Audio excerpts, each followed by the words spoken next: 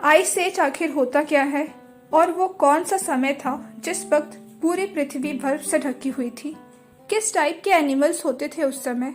क्या उस समय बहुत बड़े बड़े एनिमल्स हुआ करते थे या आज जैसे? अगर बहुत बड़े एनिमल्स थे तो अब वो कहाँ चले गए?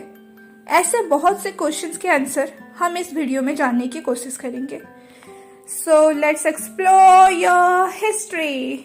सो हेलो दोस्तों, मैं हूं मधुस्मिता और स्वागत है आप सबका हमारे इस चैनल में। तो सबसे पहला क्वेश्चन ये है कि आइस एज क्या होता है और वो कब का समय था? आइस एज की शुरुआत कुछ 2.4 मिलियन ईयर्स पहले हुई और 11,500 ईयर्स एगो तक रहा था। इस टाइम पे पृथ्वी में क्लाइमेट रिपीटेडली चेंज हो रही थी। कभी बहुत ज्यादा ठंडी तो कभी गर्म, कभी धरती के बहुत बड़े हिस्से को ग्लेशियर ढका हुआ था तो कभी वार्म पीरियड में ग्लेशियर मेल्ट होने लगता था। कोल्ड पीरियड्स को ग्लेशियर्स यानी कि आइस से ढका हुआ और वार्म पीरियड को इंटरग्लेशियर्स कहा जाता है। ग्लेशियल और इंटरग्लेशियल पीरियड के बीच में लगभग 17 साइकिल हो चुके हैं। इंटरग्लेशियल पीरियड के मुताबिक ग्लेशियल पीरियड लंबे समय तक रहते थे। लास्ट ग्लेशियल पीरियड स्टार्ट हुआ था कुछ 100,000 साल पहले और 25,000 साल पहले तक रहा। अभी हम एक वार्म इंटरग्लेशियल पीरियड में हैं। अब दिमाग में ये क्वेश्चन जरूर आ रहा होगा कि इसके बारे में मुझे कैसे पता? तो मेरा आंसर ये रहेगा कि मैंने अपने आंखों से देखा।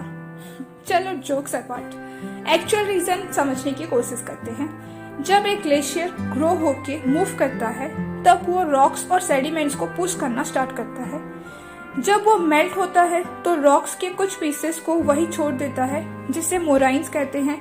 उसी मोराइन से ही ये एविडेंस मिलता है कि किसी जमाने में इस दुनिया के एक मेजर पोर्शन पे ग्लेशियर कवर था। ग्रीनलैंड और ओशन फ्लोर के रॉक डिपॉजिट्स के आइस कोर के केमिकल्स को साइंटिस्ट स्टडी किए। उस केमिकल से ये पता चलता है कि आइस और रॉक्स कब बने थे। अब चलते हैं दूसरे क्वेश्चन की ओर कि किस तरह के जानवर उस समय धरती पर पाए जाते थे।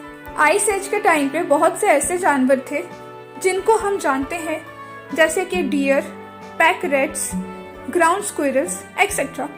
बट कुछ ऐसे अनयूजुअल एनिमल्स भी थे जो कि बहुत बड़े थे और अब वो एक्सटिंक्ट हो चुके हैं। उस समय के जानवर के कुछ नाम जैसे कि horses, ground sloths, bison, mammoth, camels, musk ox, sabre tooth cats, short faced bear, moose, jaguar, pronghorn, dire wolf, पिकैडी, foxes, ground squirrel, deer mice, gophers, badgers और मोल्स। इनमें से कुछ एक्सटिंक्ट हो चुके हैं तो कुछ अभी भी पाए जाते हैं। अब नेक्स्ट क्वेश्चन आता है कि ये सब हम कैसे जानते हैं? तो इसका आंसर है फॉसिल्स।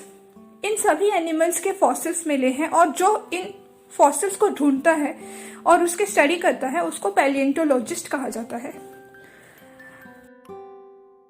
लास्ट क्वेश्चन ये है कि अब ये सारे जानवर कहाँ गए और हमें इसके बारे में कैसे पता?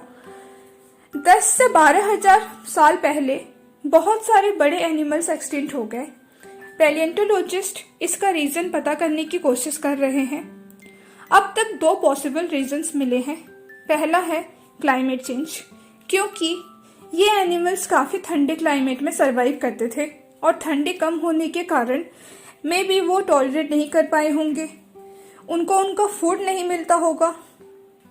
और दूसरा रीजन जो कि ज्यादा सही लगता है वो है कि 13,000 ईयर्स एगो नॉर्थ अमेरिका में ह्यूमंस एग्जिस्टेंस में आए और वो हंटर्स थे एंड माइट भी वो लार्ज एनिमल्स को अपने खाने के लिए शिकार करते थे। साउथ वेस्ट यूएस में कुछ फॉसिल साइट्स मिले हैं जहां पर मैमथ बोन्स मिले हैं। तो ये एक लॉन्ग स्टैंडिंग डिबेट बना रहा है साइंटिस्ट के बीच में। कोई पहले रीजन को मानता है तो कोई दूसरे को, लेकिन मैक्सिमम साइंटिस्ट दोनों ही रीजन को करेक्ट मानते हैं। सो आपका क्या मानना है जरूर बताइएगा। तब तक के लिए keep thinking, keep exploring and have a nice day. मिलते हैं अगले वीडियो में।